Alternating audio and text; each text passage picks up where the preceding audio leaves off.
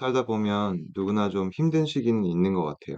번아웃이나 스트레스 같은 용어는 많이 들어봤어도 거기에 따라서 적절한 대처가 뭔지 이런 얘기는 별로 생각보다 많이 안 하는 것 같아요. 얘기를 해도 사실 뻔한 얘기가 대부분이고 저도 되게 힘든 시기가 있었거든요.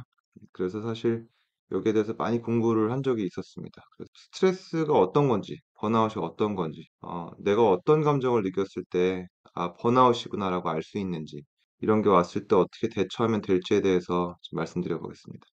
인류 사회의 시초는 수렵 채집 사회였죠. 짐승을 사냥해서 먹고 땅에 떨어져 있는 열매를 주워서 먹고 이렇게 사는 사회였는데, 이때는 뭐 이 뒤에 나오는 다른 여러 형태의 사회에 비해서는 스트레스나 이런 번아웃이 아마 없었을 것 같아요. 왜냐하면 몇 가지 특징이 있는데, 첫 번째는 업무 자체가 굉장히 개인을 위한 업무고, 어떤 회사나 더 큰 공동체나 이런 게 아니라 자기 자신을 위한 업무만을 했을 거잖아요. 그리고 사실 자기가 먹는 것만 있으면, 비를 피할 동굴 같은 데만 있으면 그다음엔 더 할 일이 없는 거예요. 가족이나 결혼에 대한 개념이 없었기 때문에 옆집은 이만큼 딸기를 주워왔는데 왜 우리 집은 이거밖에 없냐, 이런 스트레스도 없었을 거고, 이 시대의 가장 큰 스트레스는 아마 잡아먹히는 거였겠죠. 사자에게 잡아먹힐 수 있는 시대였으니까. 그런데 이런 스트레스의 특징은 뭐 뒤에 또 설명을 하겠지만 굉장히 시작과 끝이 되게 명료한 스트레스예요. 계속되는 그런 마음을 누르고 있는 스트레스가 없었다는 거예요. 실제 연구에서 그 뒤에 나오는 여러 형태의 사회들에 비해서 이 수렵 채집 사회의 일원이 가장 삶의 질이 좋았다, 이런 연구들이 있다고 합니다. 그다음 농경 사회가 시작이 되는데, 이때부터 사람은 한 군데에 정착해서 살게 됩니다. 일할 사람이 필요하니까 가정이라는 개념과 결혼이라는 개념이 생깁니다. 그리고 계급과 불평등이라는 개념이 처음 생겼다고 하고요. 정해진 업무가 진행이 돼야 되니까 어떤 스케줄이라는 게 처음 생기고, 이런 계절 지향성 업무, 목표 지향성 업무가 생겼다고 합니다. 이 전 시대에 비해서는 굉장히 좀 체계적인 그런 형태의 업무가 시작이 된 거예요. 어떤 사람은 이만큼의 책임을 받았을 때 잘하는 사람도 있었을 거고, 어떤 사람은 그만큼의 책임을 받았을 때 못하는 사람도 있었겠죠, 아마. 그래서 이때가 사람이 느끼는 스트레스의 시초라고 본다고 합니다. 산업사회가 시작이 되면서 많은 변화가 생겨요. 여러 가지가 있지만 가장 큰 변화는, 뭔가 개인이나 공동체를 위해서 일을 한다기보다는 회사를 위해서 일을 하는 게 시작이 됩니다.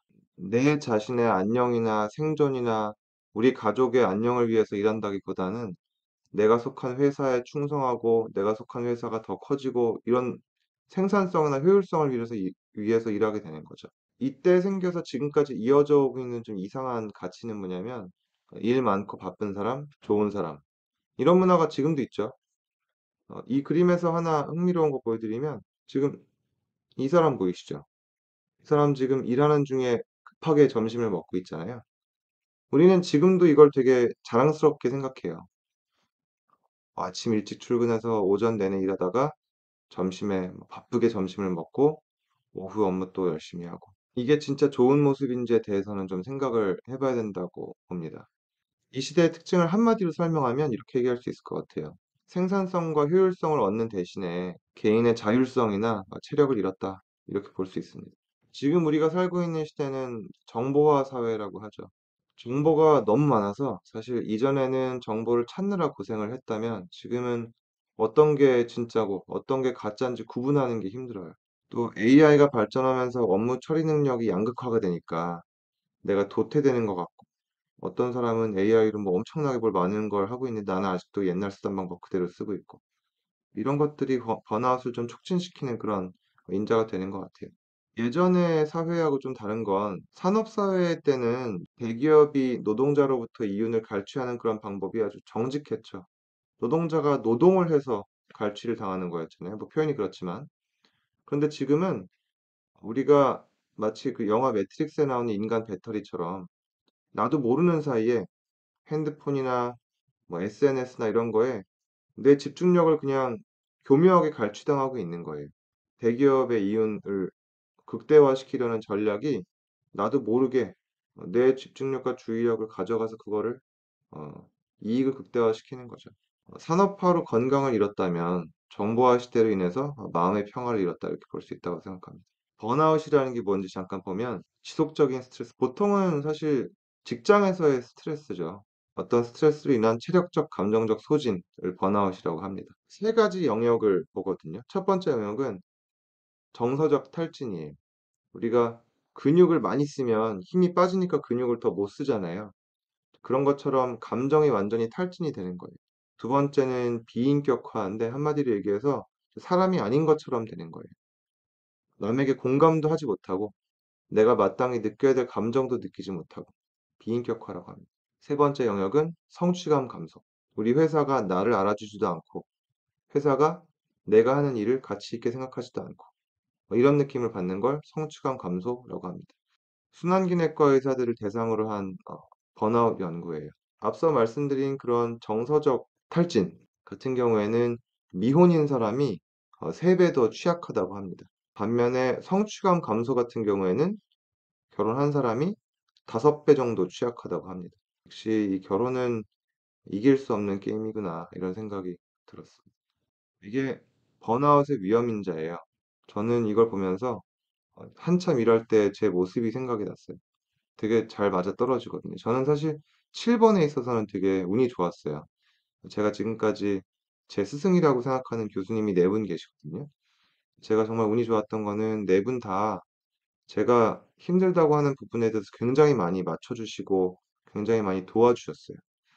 근데 사실 제 주변을 보면 저처럼 운이 좋은 사람보다 안 그런 사람이 더 많은 것 같아요. 제 동료나 제 선후배, 제 또래 의사들 중에는 이 7가지 항목이 만점인 사람도 있어요.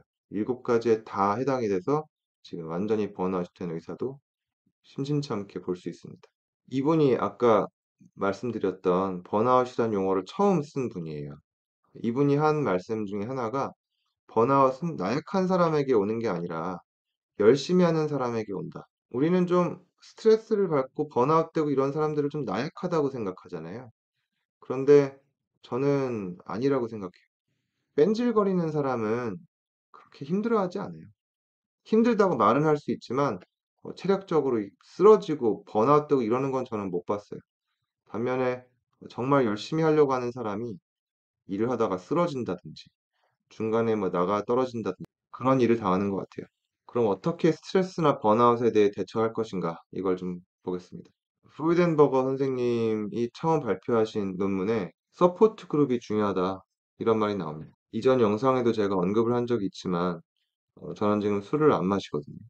어느 시점에 술을 좀 많이 마신다고 느꼈어요. 그만 마시려고 했는데 안 되더라고요. 그래서 제가 검색을 해보다가 알코올릭스 어너니머스라는 미국의 단체가 있어요. 그런데 이 단체가 코로나 이후로 줌 온라인 미팅을 굉장히 많이 해요. 그래서 구글에 AA 온라인 미팅이라고 치면 전 세계에서 진행이 되는 그런 온라인 미팅에 언제든 참여할 수 있습니다. 저의 홈그룹으로 생각하는 미팅이 지금 보여드리는 이 사진인데 미국 사우스캐롤라이나에 있는 모임이에요.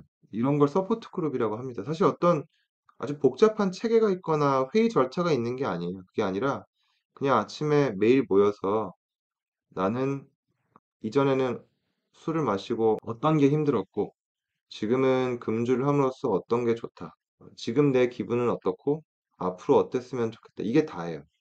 근데 이게 도움이 되는 이유는 뭐냐면 처음에 제가 술을 끊으려고 하는데 실패했던 이유는 뭐냐면 제가 아무리 술을 그만 먹기로 하고 혼자 결심을 해도 그다음 날 저녁에 제가 다시 먹는 거에 대한 유일한 저의 배리어는 제 의지밖에 없는 거예요.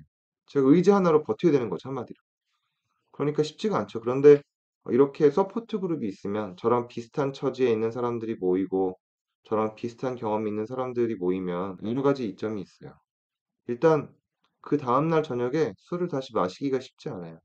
제 자신만 실망시키는 게 아니라 여기 있는 분들을 다 실망시켜야 된다는 생각이 있기 때문에 또 하나는 그런 생각이 들 때, 그런 갈망이 있을 때 어떻게 구체적으로 이걸 피할지 이런 거에 대한 여러 가지 방법들을 배울 수가 있어요. 그거를 우리가 AA에서 도구 상자, 툴박스라고 하거든요. 그래서 배우면 배울수록 툴박스가 점점 커져요. 근데 번아웃도 이거하고 똑같아요. 번아웃도 사실 내가 진짜 힘들고 이직할지 말지 고민이 되고 종이에다가 뭐 이직의 장점 단점도 한번 써보고 이렇게 해봐야 내 의지 하나로 버티는 거거든요 결국엔. 누구한테 그 얘기를 하겠어요. 친구들도 다 바쁘고 집에서 와이프도 아이들 때문에 바쁘고 부모님도 여러 가지로 바쁘시고 하시면 사실은 그걸 완전히 터놓고 얘기하는 게 쉬운 일은 아니에요. 그런데 비슷한 처지에 있는 사람들이 모이면 이 사람이 태어나서 처음 보는 사람이어도 나랑 너무 공감을 하니까 서로 할 얘기가 많아져요.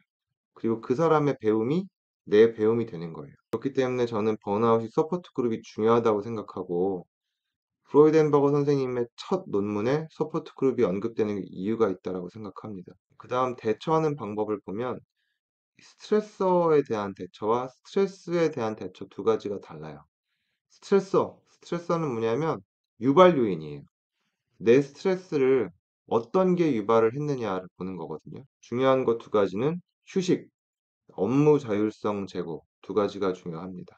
그런데 이 두 가지의 특징은 내가 하고 싶다고 해서 되는 게 아니에요. 내가 한 일주일 휴가를 갔다 오면 훨씬 좋아진다는 걸 알아도 직장에서 그걸 마음대로 할 수 있게 안 하잖아요. 그렇기 때문에 이 두 가지는 내가 속한 팀 혹은 내 상사, 내 보스가 적극적으로 지원을 해 줘야 되는 부분이에요. 제가 드리고 싶은 팁은 내가 힘들다는 걸 얘기를 못 하고 있다가 그냥 무너져 버리는 상황을 여러 번 봤어요. 저도 겪었고. 그래서 힘들 때는 본인이 이 팀에 가치가 있는 멤버라는 전제 하에 적극적으로 어필을 하세요. 그래서 업무를 남이 시키는 것보다는 내가 어느 정도는 자율적으로 할 수 있는 일로 바꾸는 게 굉장히 중요하고 가능하다면 어떻게든 쉬는 걸 추천을 해 드립니다. 사실은 남들에게 보여주기 위해서 이쁜 사진을 찍기 위해서 어디 휴양지를 가는 그런 휴가보다 번아웃을 위한 휴식은 정말 아무것도 안 하고 3 일, 4일 지내는 게 더 큰 도움이 될 수도 있어요. 그다음 업무 자동화랑 스스로 만족하는 기준을 낮추기 이 두 가지가 어떤 의미냐면 한마디로 좀 대충 하시라는 거예요. 제가 얼마 전에 되게 인상 깊게 봤던 책 제목이 "최선을 다하면 죽는다." 실제 그런 경우 있잖아요. 최선을 다하다가 죽는 경우가 있어요. 그런데 우리는 대충 하는 사람을 굉장히 나쁜 사람으로 보는데 이게 그러면 리스크 베네핏을 따져야 되는 거예요. 최선을 다해서 내가 잘하면 회사는 매출이 올라가고 좋은데 그럼 나는 그렇잖아요. 그래서 내가 AI라든지 맡길 수 있는 건 최대한 맡기고 그리고 내가 스스로 만족하는 기준 자체를 낮추자. 마지막 제일 중요한 건데 지금 이 영상을 보시는 분은 번아웃일 가능성이 크거든요.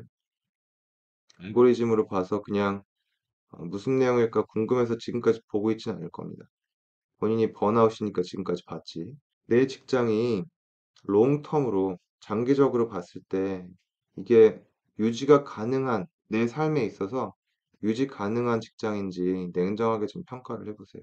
이직을 하든 퇴직을 하든 어쨌든 내가 우선이잖아요. 공감이라는 키워드로 유튜브를 좀 공부를 하다가 어떤 정신과 선생님이 강의하시는 걸 봤는데 굉장히 크게 와닿았던 한 문장이 있는데 "마음은 언제나 옳다." 이런 말씀을 하셨어요. "마음은 언제나 옳다."